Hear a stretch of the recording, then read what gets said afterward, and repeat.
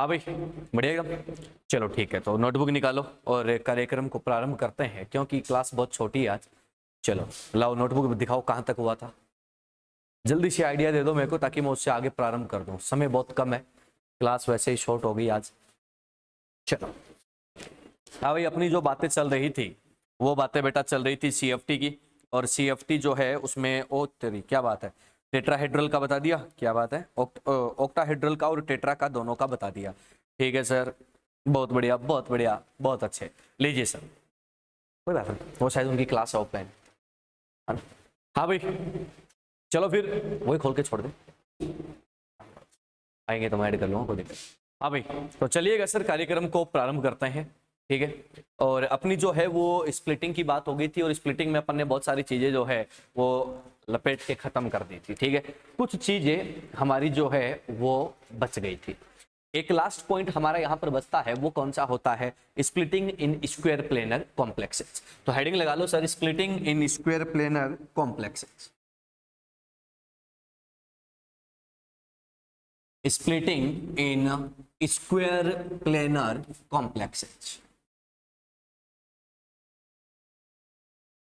Square planar complexes.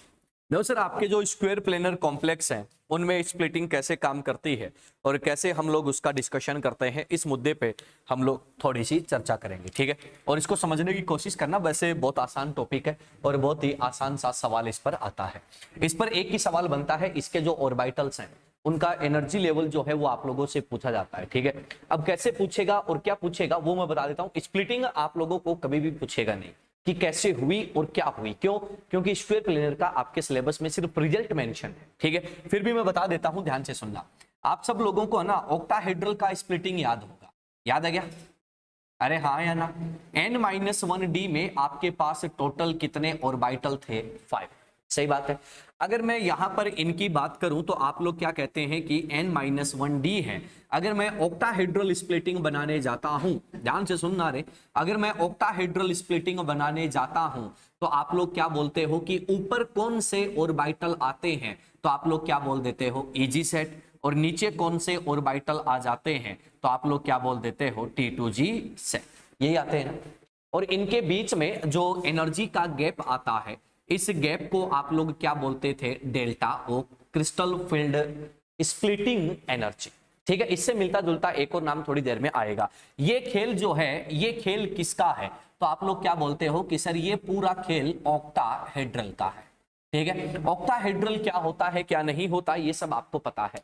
आप लोगों ने ना एक वर्ड सुना है, क्रिस्टल सिस्टम। सॉलिड स्टेट पढ़ा होगा आप लोगों ने, पढ़ा है ना सॉलिड स्टेट। सॉलिड स्टेट में एक वर्ड आता है क्रिस्टल सिस्टम, उसमें एक नाम आता है टेट्रागोनल। नाम आता है क्या? टेट्रागोनल नाम सुना है क्या?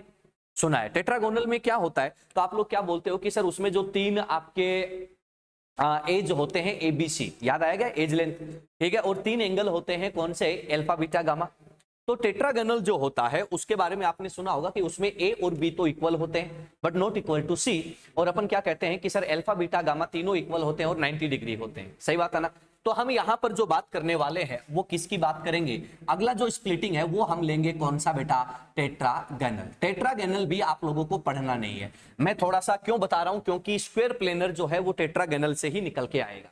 ठीक है, अब सुनना, टेट्रागोनल में क्या होता है। तो टेट्रागोनल में आप लोगों का ये जो कौन सा ऑर्बिटल था, dx square minus Y square, और ये कौन सा था, dz स्क्वायर। ये कौन कौन से ऑर्बिटल थे, तो आप लोग क्या बोलते हो, dxy, dyz और dzx। ठीक है, ये जो आपका dx square minus Y square है, ये एनर्जी में ऊपर होता है, किसमें, टेट्रागोनल में। बात पहले पड़ गई। टेट्रागोनल का मतलब क्या था, तो आप लोग क्या बोलोगे कि सर टेट्रागोनल का मतलब है A equal to B not equal to C, alpha equal to beta, beta equal to gamma and equal to 90 degree.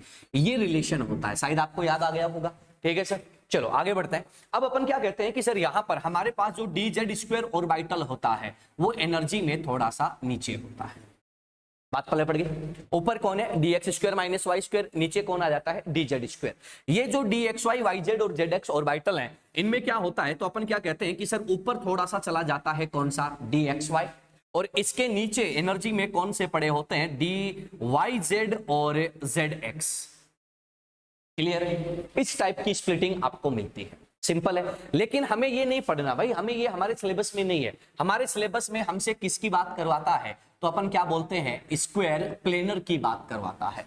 Square planar की अगर मैं बात करता हूं तो आप लोग क्या बोलोगे, ध्यान से सुनना। स्क्वायर प्लेनर में आप लोग कहते हो कि सर dsp2 हाइब्रिडाइजेशन होता है। dsp2 हाइब्रिडाइजेशन में कौन सा d ऑर्बिटल जाता है, dx square minus Y square, मतलब हाईएस्ट एनर्जी पर कौन सा होता है, dx square minus Y square.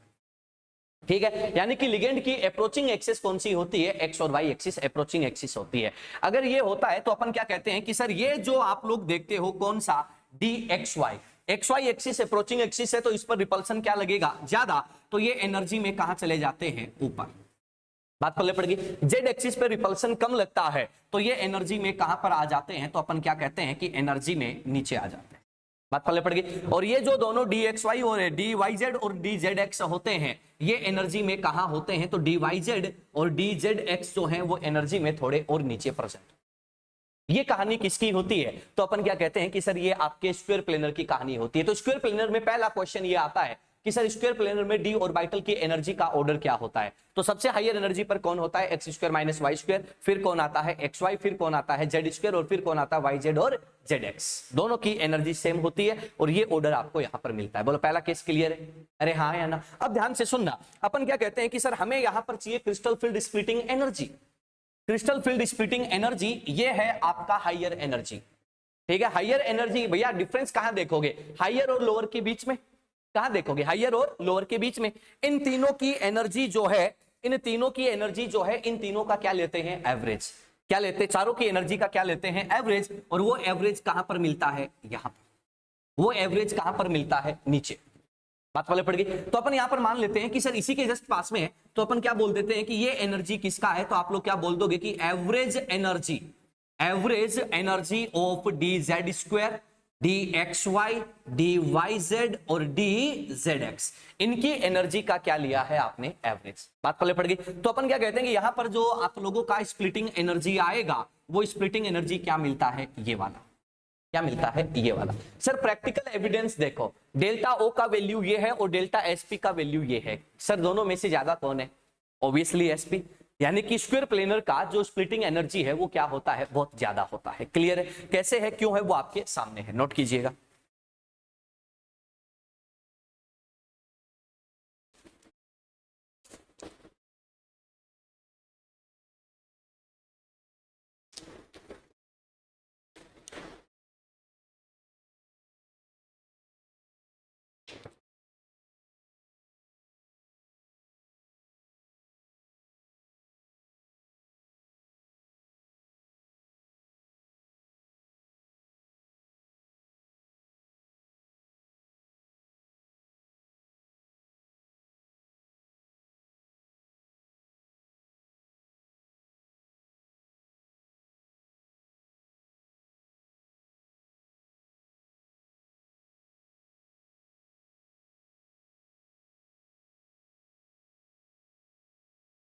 लपेट दो, फटाफट लपेट दो, ताकि हम लोग जो है इस पॉइंट को खत्म करें और आगे बढ़े। ठीक है, 3-4 दिन के बाद क्लास हो रही है तो थोड़ा सा पढ़ाने में और पढ़ने में जोर आएगा। ठीक है, बट वो एक दिन आएगा फिर मामला जो है वो सेटल हो जाएगा। नहीं 10 मिनट आता है, उसके बाद चीजें है जो रेगुलेट हो जाती है, नहीं तो आदत है यार। एक बार थोड़ा सा फ्लो बनने में टाइम लगता है, बाकी से तो दिक्कत हो गया, चला।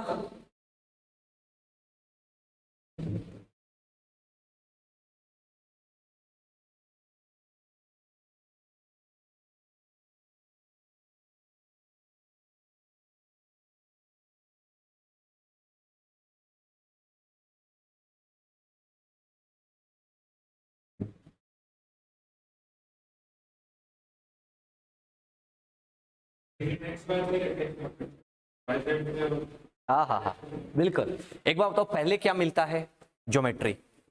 उस ज्योमेट्री को अपन क्या कर रहे हैं, एक्सप्लेन कर रहे हैं। बात समझ में आ गई। अपन करवा नहीं रहे हैं, ये हो चुका है, हम उसको बता रहे हैं।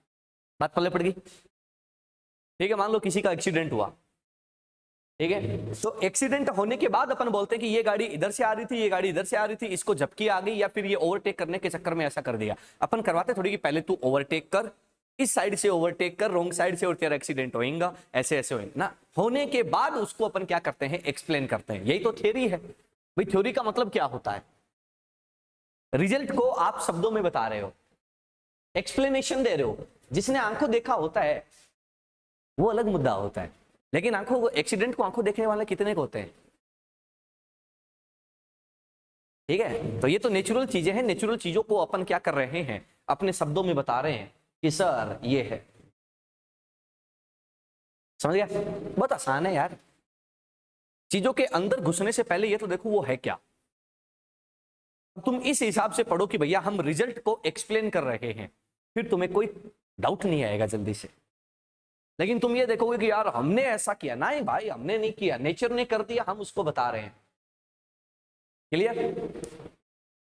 देखा होगा, एक तो होती है बारिश और एक होती है आर्टिफिशियल रेन।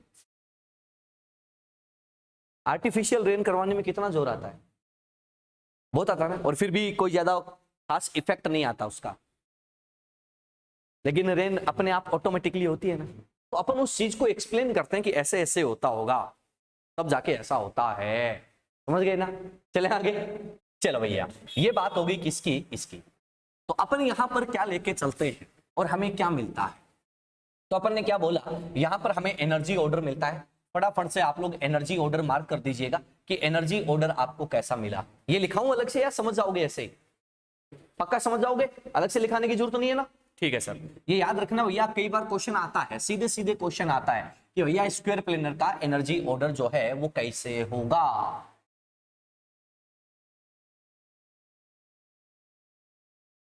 आप बिल्कुल बेसिक से चल सकते हो, लेकिन बेसिक से चलने का मतलब बहुत अलग होता है। बेसिक से चलने का मतलब है कि ये देखो, साइंस चली है ऐसे प्रोग्रेसिव और अपन जा रहे हैं रिट्रोग्रेसिव।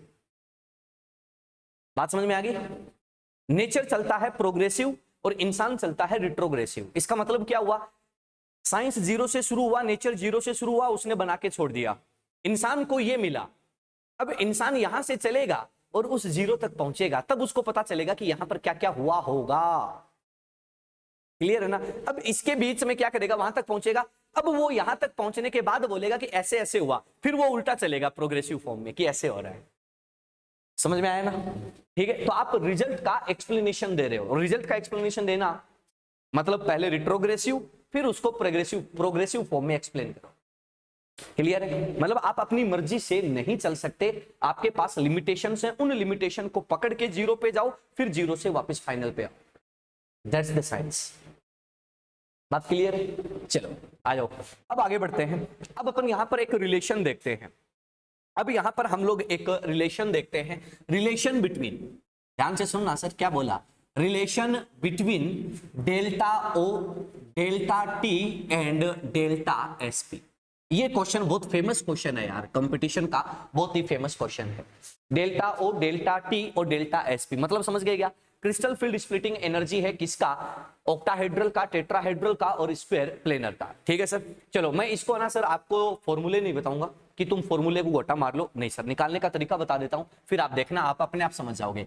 देखो सर, एक तो होता है एसपी, एक होता है ऑक्टाहेड्रल और एक क्या होता है टेट्राहेड्रल। हमें ऑर्डर भी याद रह जाएगा, कोई बड़ा मुद्दा नहीं है, लेकिन हम इसको तरीके से निकालेंगे कि भैया डी ऑर्बिटल कितने कितने यहां पर आते हैं।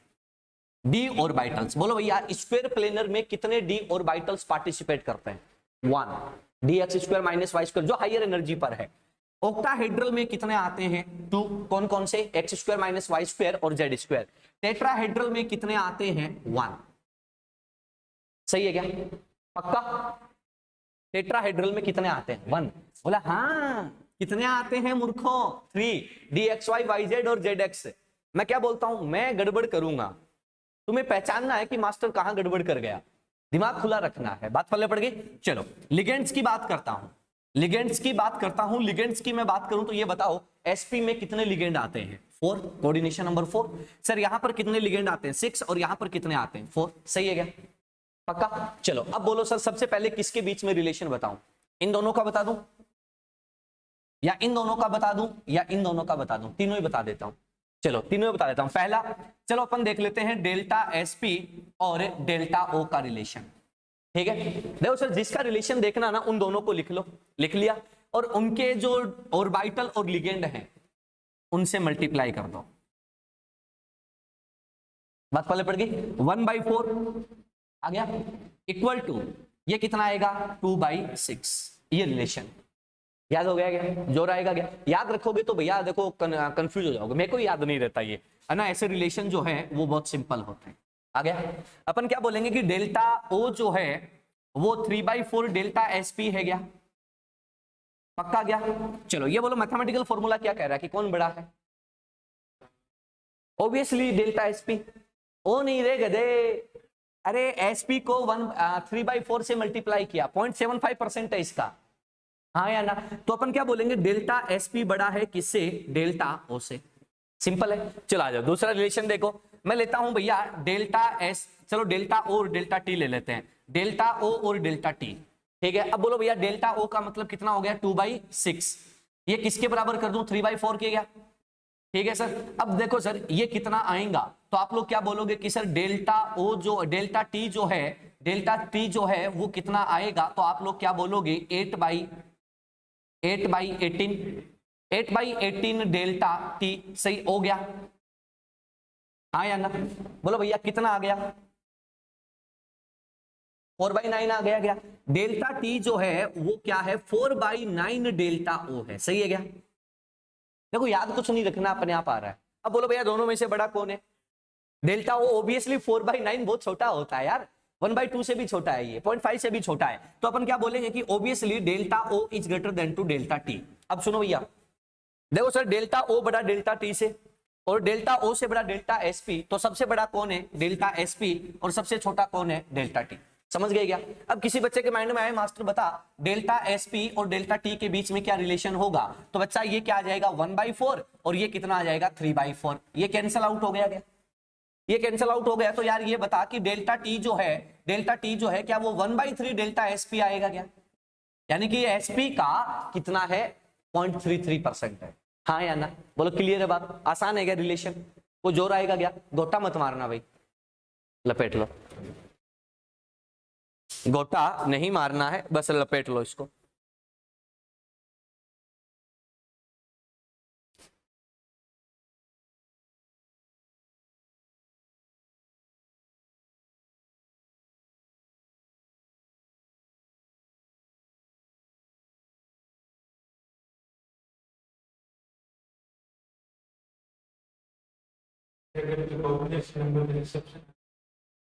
हाँ बावड़ा है, लिमिटेशन होती है बेटा हर चीज की, ऐसा नहीं होता। अपन जो सोचते हैं ना सर वैसी बातें नहीं होती है ना, लिमिटेशन होती है हर चीज की। ऐसा थोड़ी होता है कुछ भी पूछ लेगा अपने से। ये बता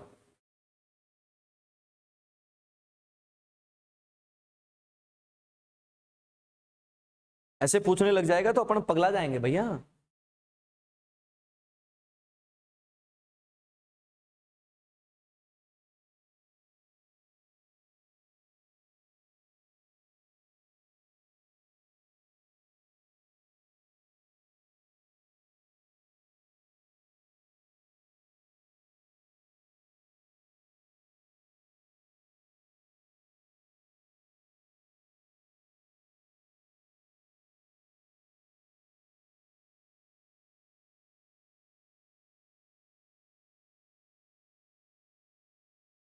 चला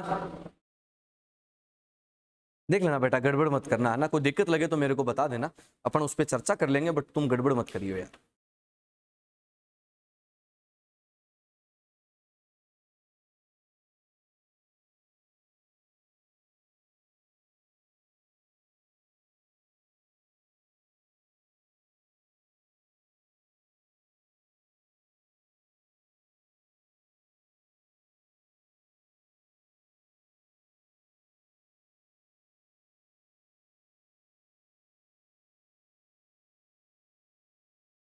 चलाएंगे पक्का? चलो सर ये खेल आपका क्या होता है खत्म, ये खेल क्या होता है आपका खत्म, ठीक है सर। ये आपका रिलेशन भी आ गया, तीनों स्प्लिटिंग आपको बता दी, तीनों स्प्लिटिंग के डायग्राम बता दिए, तीनों स्प्लिटिंग का रिजल्ट बता दिया, तीनों स्प्लिटिंग का आपको जो है रिलेशन जो है वो बता दिया। ठीक है सर। अब अपन आते हैं अगले पॉइंट पर, जो आपको बहुत ही सिंपल लगेगा, अब कोई जोर नहीं आएगा। वो जो पॉइंट है आपको बहुत ही सिंपल और बहुत ही नॉर्मल लगेगा और आप लोग मिनटों में उसको क्या कर दोगे, निपटा दोगे। देखो भैया, बात को स्टार्ट करते हैं। अगले पॉइंट पर रह गया क्या? हाँ, अगले पॉइंट पर चलते हैं। इन लगाओ। अगले पॉइंट पर अपन बात करेंगे बहुत ही प्यारे से और बहुत ही सिंपल से पॉइंट की। फैक्टर्स अफेक्टिंग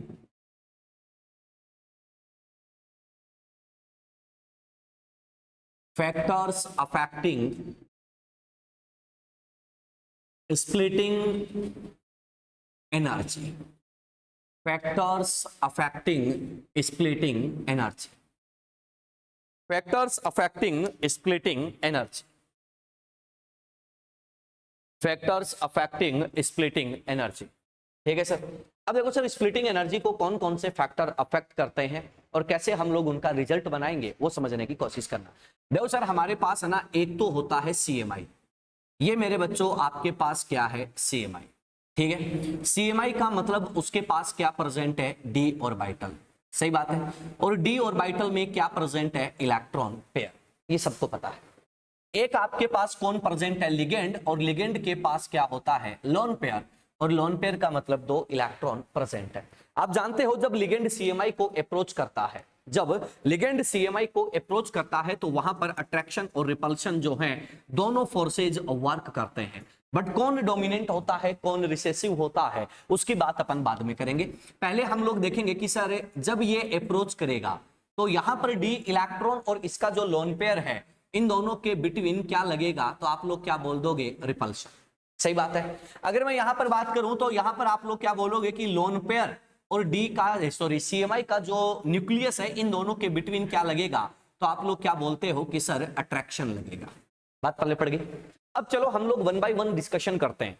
अपन क्या बोलते हैं कि ध्यान से सुनना, अपन बोलते हैं कि sir as attraction between nucleus of CMI. ध्यान से सुनना भैया, nucleus of CMI and ligand क्या हो रहा है, इंक्रीज। वर्डिंग समझना, क्या बोला, attraction between nucleus of CMI and ligand क्या हो रहा है, इंक्रीज। यानी कि भैया ये इस पर भर भर की अट्रैक्शन लगा रहा है। ये अट्रैक्शन लगाएगा तो ये इसके क्लोज आएगा या डिस्टेंस पे रहेगा, क्लोज आएगा। अपन क्या बोलेंगे कि सर ऐसे केस में distance between D electron of CMI and lone pair of ligand, बोलो भैया क्या होगा। देख लो क्या लिखा है, D electron of CMI and lone pair of ligand. अगर ये न्यूक्लियस ज्यादा अट्रैक्शन लगाएगा तो ये पास आएगा कि नहीं आएगा, भाई मेरे ये पास आएगा तो इन दोनों के बीच का डिस्टेंस क्या करेगा, डिक्रीज। अगर डिस्टेंस डिक्रीज करता है और ये दोनों पास पास आते हैं तो आप लोग क्या बोलोगे कि सर रिपल्शन बिटवीन किसके बीच में, D electron of CMI and ligand क्या कर जाएगा बच्चों, इंक्रीज। क्या कर जाएगा, इंक्रीज। बोलो हाँ या ना। यानी कि repulsion between D electron of CMI and ligand क्या करेगा, इंक्रीज। अगर मेरे बेटे इन दोनों के बीच में रिपल्शन बढ़ेगा तो एक बात बताओ, स्प्लिटिंग किसका होता है, सीएमआई का। सीएमआई में भी किसका, डी का। यहां पर रिपल्शन लग रहा है ज्यादा, तो बोलो भैया स्प्लिटिंग क्या होगा, ज्यादा। सही बात आ गया। तो अपन क्या कहते हैं कि सर ऐसे केस में आप लोगों का जो स्प्लिटिंग जो है वो क्या कर जाएगा, इंक्रीज कर जाएगा। सही बात आ गया। यानी कि sir splitting of D orbital क्या करेगा, इंक्रीज करेगा। बोलो सर ये केस सबको क्लियर है क्या, हाँ या ना। मतलब सब ज्योमेट्री में यही लगेगा, बिल्कुल कोई चेंज नहीं आएगा। ये तो एक कॉमन फैक्टर है, बात पल्ले पड़ गई। अरे हाँ यार, ये एक कॉमन फैक्टर है, यहां पर आप लोग कोई टेंशन नहीं ले सकते, कोई दिक्कत किसी को नहीं सर। अब आ जाओ सर 1 बाय 1 हम फैक्टर्स को चेक करते हैं। नंबर 1 फर्स्ट फैक्टर, ध्यान से सुनना भैया, अपन क्या बोलेंगे, चार्ज ऑन सीएमआई। क्या बोला, चार्ज ऑन सीएमआई। पहला पॉइंट, चार्ज ऑन सीएमआई। एक बात बता मेरे बेटे, मैं ये कहता हूं कि अगर सीएमआई पर चार्ज बढ़ता है तो ये अट्रैक्शन क्या होगा, बढ़ेगा। अगर इस पर चार्ज बढ़ा तो ये इसको ज्यादा खींचेगा, तो स्प्लिटिंग भी क्या होगी, ज्यादा। तो मैं ये कह दूंगा कि ऐसे केस में डेल्टा, डेल्टा का मतलब तीनों ही आगे, ओ टी मैं कुछ नहीं लगा रहा, डेल्टा का मतलब स्प्लिटिंग एनर्जी, और ये क्या करेगा, तो आप लोग क्या बोल दोगे कि sir charge on CMI, CMI पर चार्ज के क्या हो जाएगा, डायरेक्टली प्रोपोर्शनल हो जाएगा। जितना ज्यादा सीएमआई पर चार्ज आएगा उतना क्या होएगा, स्प्लिटिंग होएगा। बोलो पहला केस क्लियर है क्या, पक्का। चलो आगे, चलो एग्जांपल ले लेते हैं। जैसे मैं आपको एग्जांपल दे दूं कि सर एक एग्जांपल है COH2O whole 6 charge on complex is +3 and second is COH2O whole 6 and charge on complex is +2 और मेरे को बोलता है कि सर डेल्टा। अब देखो सर यहाँ पर डेल्टा कौन सा होगा, कोऑर्डिनेशन नंबर कितना है, 6 होने का मतलब क्या है, ऑक्टाहेड्रल, ऑक्टाहेड्रल होगा तो कहां पर ज्यादा होगा, तो अपन क्या बोलेंगे, यहां पर ज्यादा। सही बात है क्या, यानी कि चार्ज को देखकर आप आसानी से बता सकते हो। अगला एग्जांपल देखना बेटा, मैं ये बोल दूं कि K4FeCN6, K4FeCN6 और दूसरा क्या है बेटा K3FeCN6, और आपको मैं बोल दूं कि बताओ sir order of splitting energy, order of splitting energy. Order of splitting energy की बात करूं तो देखो सर सब कुछ यहां पर सेम सा लग रहा है, लेकिन यहां पर मैं चार्ज की बात करूंगा, चार्ज +2 है और चार्ज +3 है, तो किसका ज्यादा आएगा, इसका ज्यादा आएगा। बोले बात पल्ले पड़ गई क्या, हाँ या ना, यहां पर सब कुछ सेम है। तो पहला पॉइंट क्या देखा आप लोगों ने, चार्ज ऑन सीएमआई। बोलो बात क्लियर है, चलो लपेटो फिर आगे बढ़ते हैं।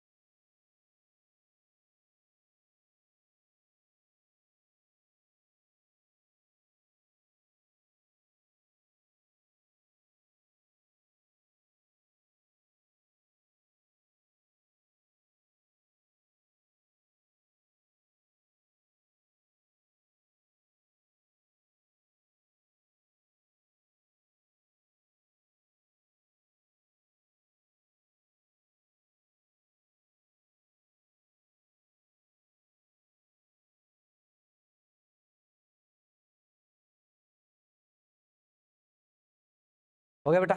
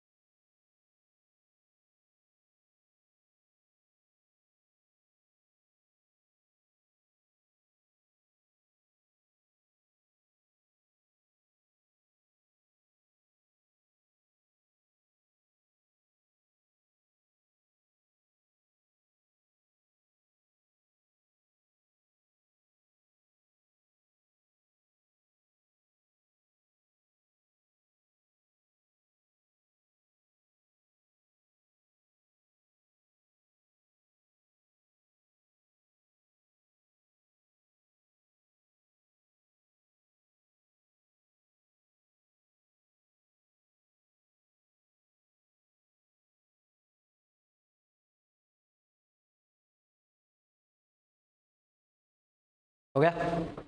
चलो, ये तो एक फैक्टर आपके सामने आया है, यानी कि हमने सीएमआई के चार्ज की बात करी है, तो सीएमआई के चार्ज ने हमें जवाब दे दिया कि सर आपके साथ ये हो रहा है। ठीक है सर, चलो अब अगले फैक्टर पे हम लोग मूव करते हैं और अगले फैक्टर को हम लोग यहाँ पर चेक करते हैं कि उसके साथ क्या होने वाला है, कि उसके साथ क्या होने वाला है।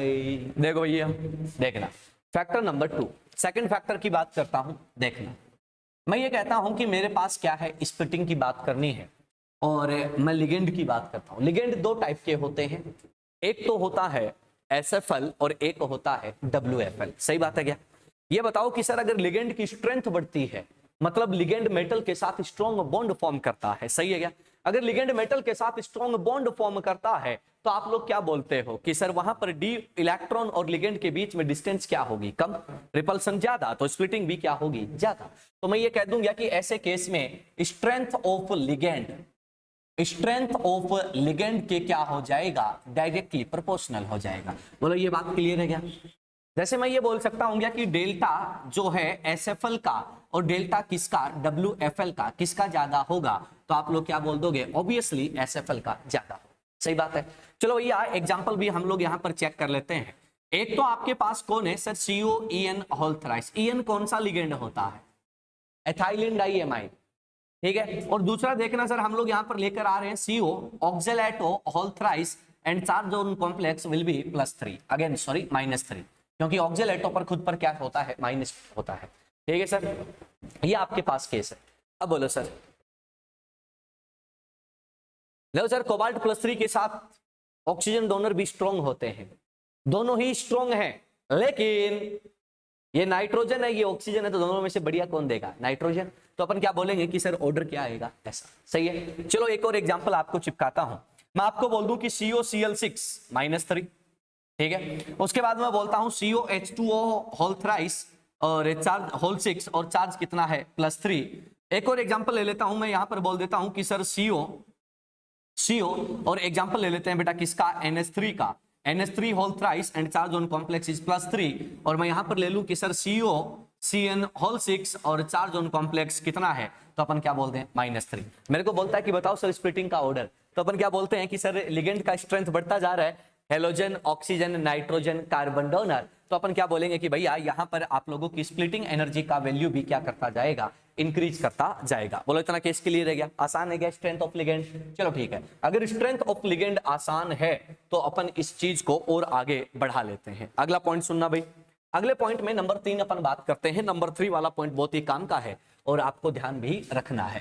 देखो सर, अपन यहां पर बात करेंगे नेचर ऑफ मेटल या फिर Z इफेक्टिव ऑफ CMI, एक ही बात है। नेचर यानी कि आप लोगों की जो CMI है उसकी नेचर को हम लोग यहां पर चेक करने वाले हैं और यहां पर इसके बारे में चर्चा करेंगे। आपके पास CMI कौन कौन सी टाइप की हो सकती है, 3D हो सकता है, आपके पास बेटा 4D हो सकता है, और आपके पास कौन सा हो सकता है, 5D हो सकता है, आपके पास आगे चल सकते हो 6D भी हो सकता है, डजंट मैटर। तो अपन क्या बोलते हैं कि सर 3D से 4D, 4D से 5D जाता हूं, तो आप क्या बोलोगे कि यहां से यहां तक जाने पर आप लोगों के पास D एंड F इलेक्ट्रॉन जो हैं वो क्या करते हैं, इंक्रीज। सही बात है क्या? D और F इलेक्ट्रॉन जो है क्या वो पुअर शिल्डेड इलेक्ट्रॉन होते हैं क्या? यस सर, पुअर शिल्डिंग वाले इलेक्ट्रॉन होते हैं। तो ऐसे केस में आप लोग क्या बोलते हो कि आप लोगों का Z इफेक्टिव क्या करता है, इंक्रीज। और Z इफेक्टिव इंक्रीज करता है तो बेटा आप लोग क्या बोलते हो कि अट्रैक्शन इंक्रीज करता है, रिपल्सन वगैरह सब चलते हैं, तो आप लोग यहां पर क्या कह देते हो कि सर आप लोगों का जो स्प्लिटिंग है वो भी क्या करता है, इंक्रीज करता है। बोलो बात पल्ले पड़ गई है। तो मैं ये कह सकता हूं क्या कि स्प्लिटिंग जो होता है वो डायरेक्टली प्रोपोर्शनल होगा किसके, Z effective of CMI। CMI के Z इफेक्टिव के क्या हो जाएगा, डायरेक्टली प्रोपोर्शनल हो जाएगा। सही है क्या? तो मैं ये कह दूंगा कि 3D से 4D जाऊंगा तो डेल्टा का वैल्यू बढ़ेगा और 4D से 5D भी डेल्टा का वैल्यू क्या होगा, बढ़ेगा। सही है क्या? चल जाएगा काम, चल जाएगा। चलो भैया एग्जांपल भी देख लेते हैं, सिंपल सिंपल। बोलो कोई डाउट है क्या किसी को?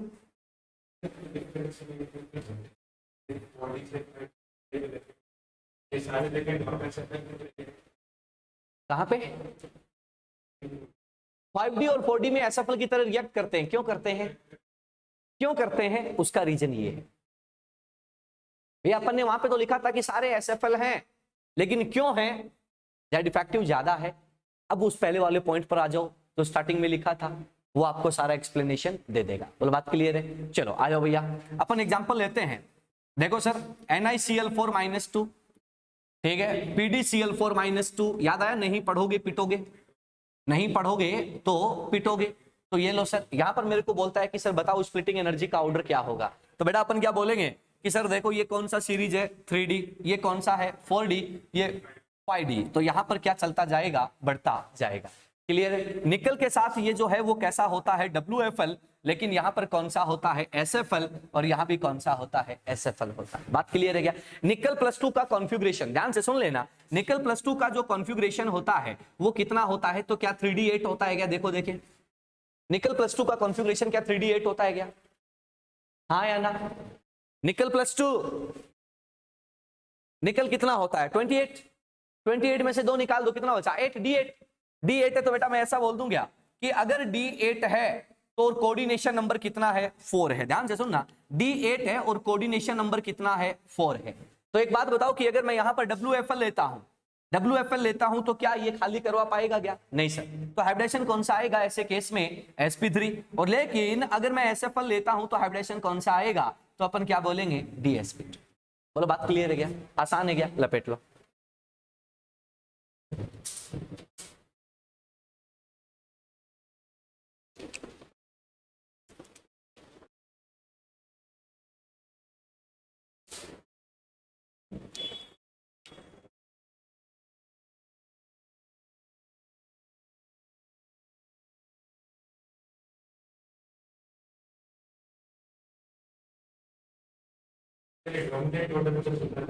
हाँ, डोमिनेंट मतलब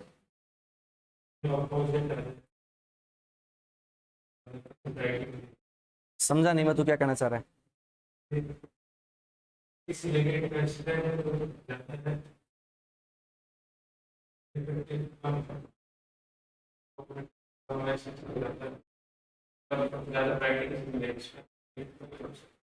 अरे कंपैरिजन का जो बेसिस होता है ना बेटा, वो उसी हिसाब से किया जाता है। कंपैरिजन तो किसी दो के बीच में करोगे ना यार, दो अलग अलग कॉम्प्लेक्स के बीच में करोगे।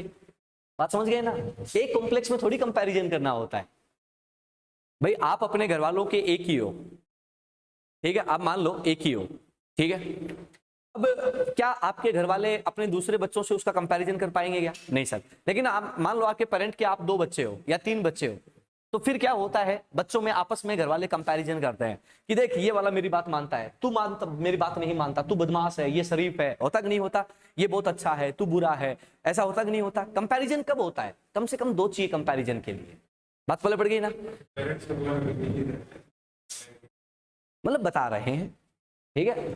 पहला कंपैरिजन घर से स्टार्ट होता है। भाई मान लो घर में 2 बच्चे हैं, तो कंपैरिजन सबसे पहले किनका होगा? उन दोनों बच्चों का। एक बच्चा बदमाश है, एक शरीफ है, तो क्या होगा कि यार ये अच्छा है, ये हमारी हर बात मानता है, हमें परेशान नहीं करता है, ठीक है, चीजों के लिए जिद नहीं करता है। लेकिन ये वाला ये बहुत बदमाश है, ये मानता नहीं है, ठीक है। अब समझ में आ रहा है? तो कंपैरिजन के लिए कम से कम 2 चाहिए होते हैं।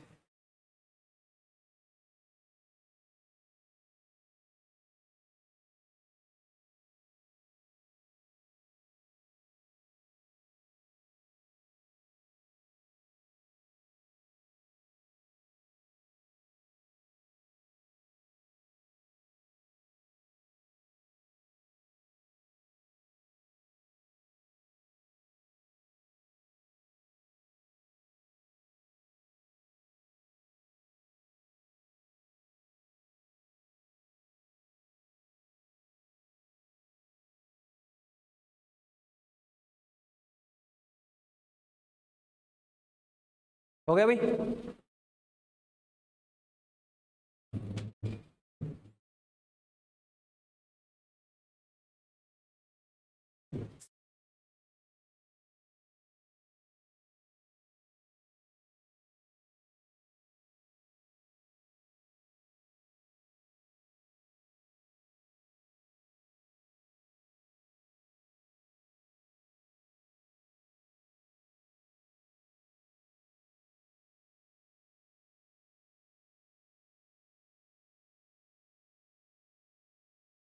चला।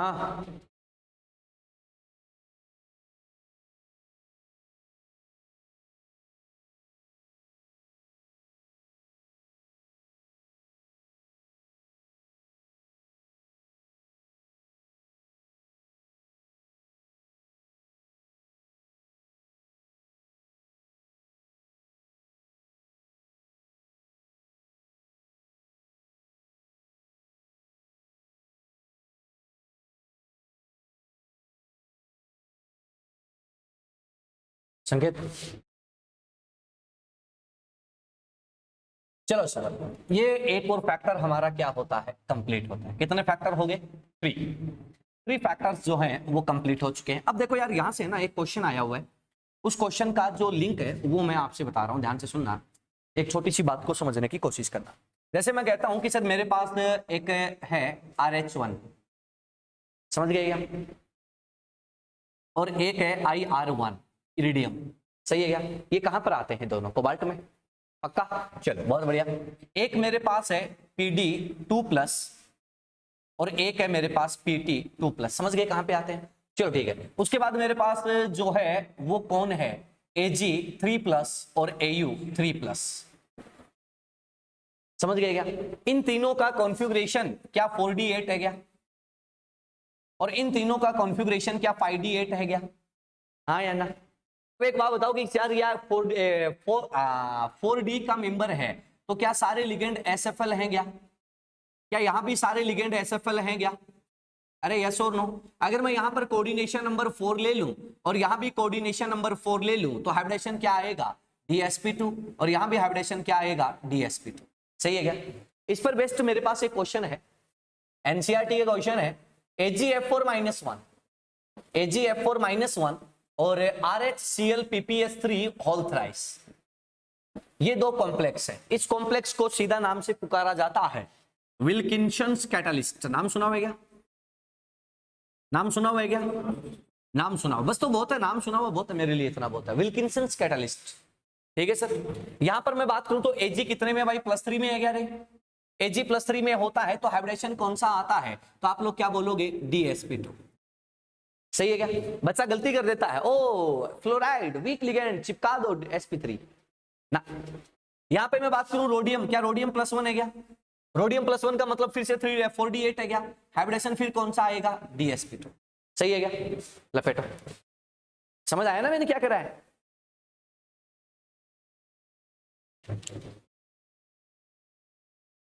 बहुत आसान है, मुश्किल नहीं है बिल्कुल भी। जल्दी बनाओ तुम, बोर्ड खाली करना है, आगे इसको खत्म करना भाई।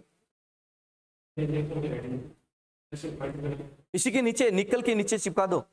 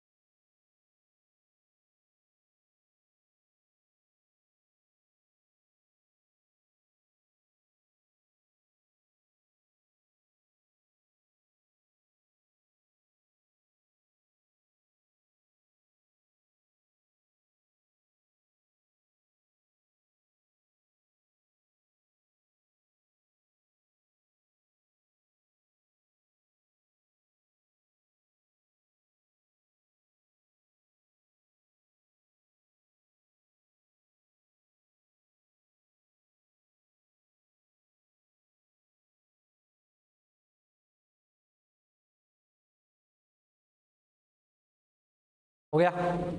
चलो लास्ट फैक्टर,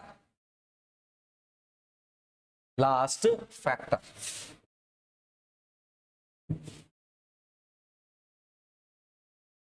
हो गया बेटा? चलो भैया अंतिम फैक्टर पर आते हैं और अंतिम फैक्टर को लपेट के खत्म कर देते हैं। लास्ट फैक्टर क्या है? ज्योमेट्री नंबर 4 है क्या? ज्योमेट्री ऑफ कॉम्प्लेक्स,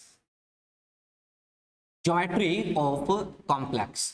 कॉम्प्लेक्स के ज्योमेट्री की बात करते हैं। कॉम्प्लेक्स का ज्योमेट्री 3 टाइप का मिलता है, sp, ऑक्टाहेड्रल और टेट्राहेड्रल। बोलो भैया सबसे ज्यादा कौन सा होता है? अभी थोड़ी देर पहले हम लोग निकाल के आए, अभी थोड़ी देर पहले निकाल के आए हैं। अब सुन लो रे, सुन लो रे, सुन लो रे, NiCl4-2 पहले सुन लो। दूसरा क्या है? NiCN4-2। चलो भैया दोनों की बात करते हैं, आ जाओ देखो दोनों की बात करते हैं।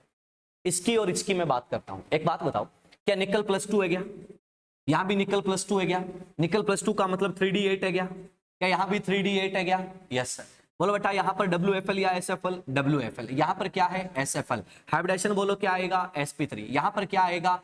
DsP2। हाँ या ना? यहाँ पे आएगा डेल्टा T, यहाँ पर क्या आएगा? Delta SP। मैं सारी बातें क्यों बता रहा हूँ?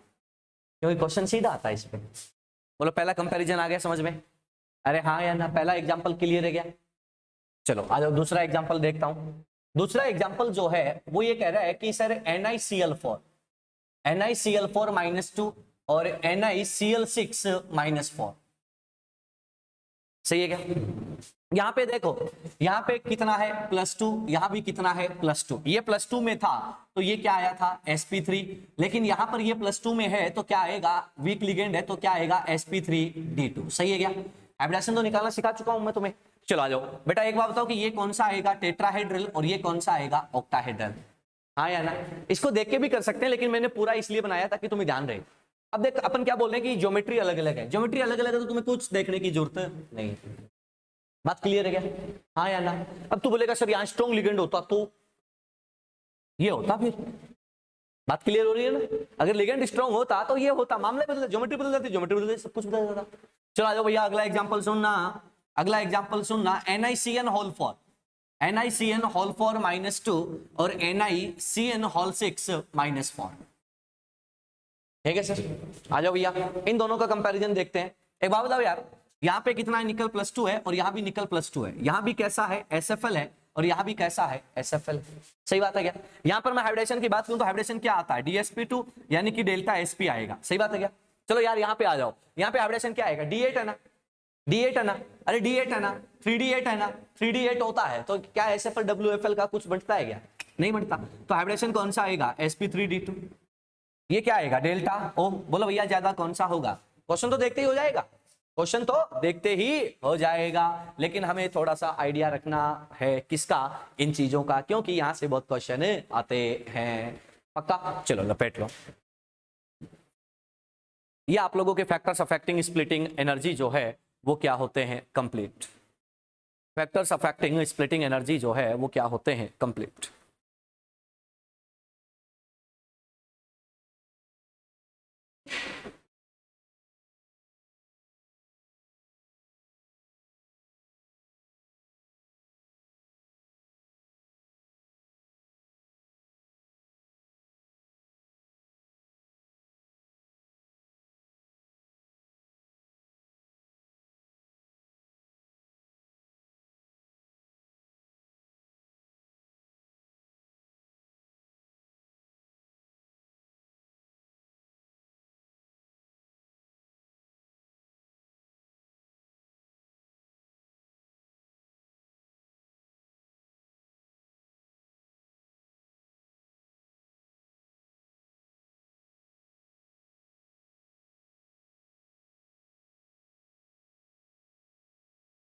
हो गया क्या?